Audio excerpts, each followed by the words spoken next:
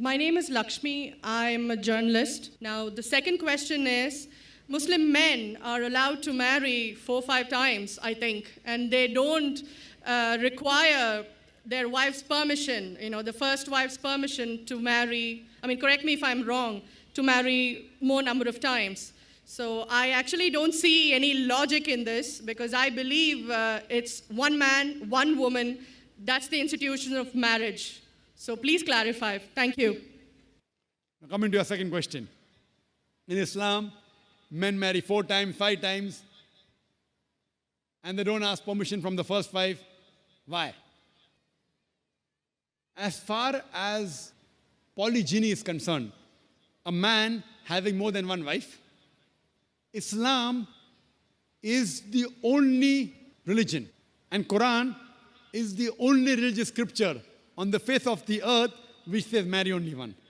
There is no religious scripture besides the Quran. I'm a student of comparative religion, which says marry only one. There is no verse in the Bible, no verse in the Bhagavad Gita, no verse in the Veda which says marry only one except the Quran. If you read the Hindu scriptures in Ramayana, the father of Sri Ram, how many wives did he have? How many wives? More than one? More than one, 3 wives. Fine. Shri Krishna, according to Mahabharata, how many wives he had? Unlimited. Not unlimited. You don't know your scripture well. No. Did he have 4 wives? No. I have no idea. Not 4, not 100, not 1,000, 16,108 wives. How many wives he had? 16,108. So why can't we Muslims have 4? What's the problem?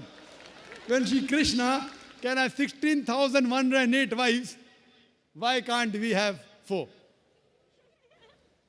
Further, if you read the Vishnu Purana, chapter number 24, verse number 1, it says a Brahmin can have up to 4 wives. If you read the Jewish scriptures, it gives you permission to have as many wives as you wish.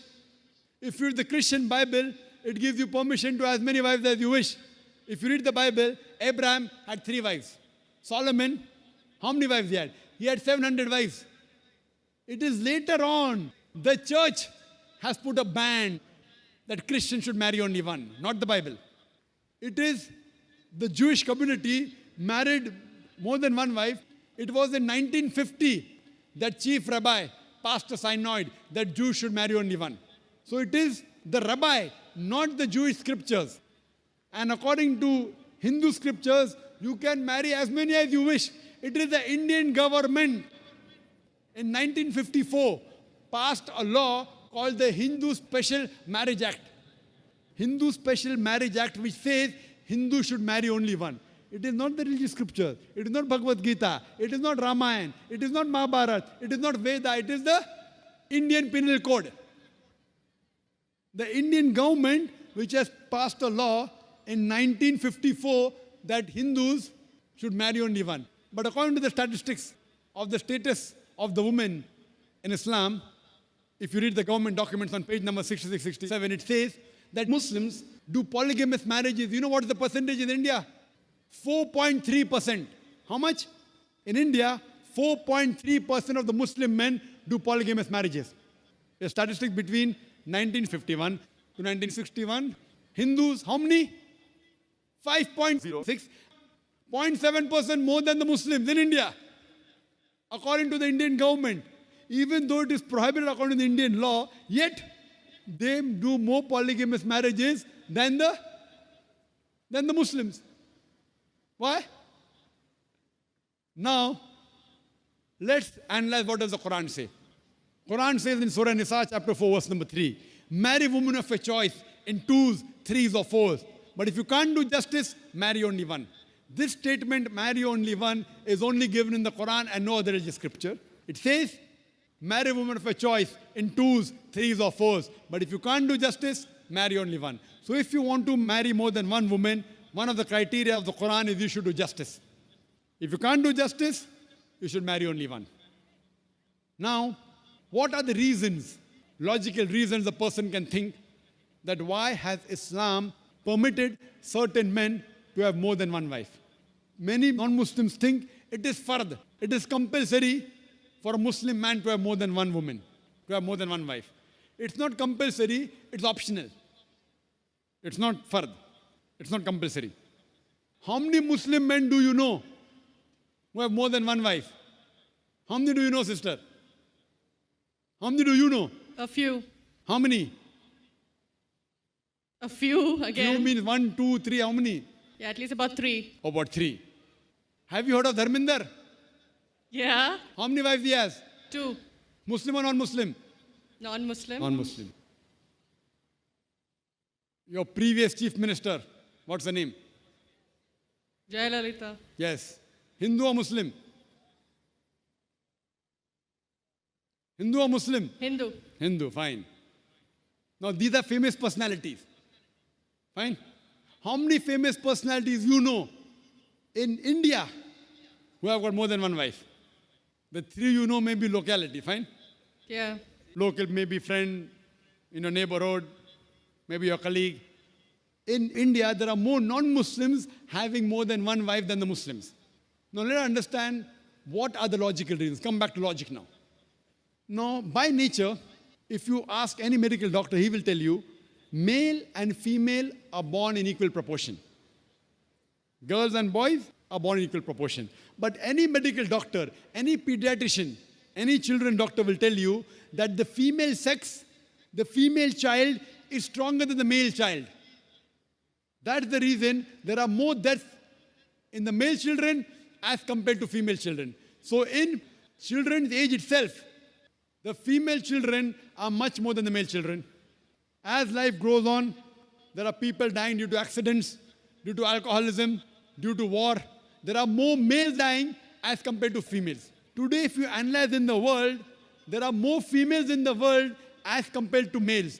There are few third world countries like India where the male population is more than the female population. And do you know why? The reason is because of female feticide and female infanticide. According to an article, a program which came on BBC by the name Let Her Die, the program was assignment. There was a British reporter by the name of Emily Buchanan. She comes to India and she says that every year in India, more than 1 million fetuses are being aborted after they identified that they're females. She says more than 3,000 every day. You multiply, more than 1 million every year. According to the Tamil Nadu government hospital report, she gives the statistics, out of 10 female born alive, do you know how many are put to death? 4. Sister, did you know that?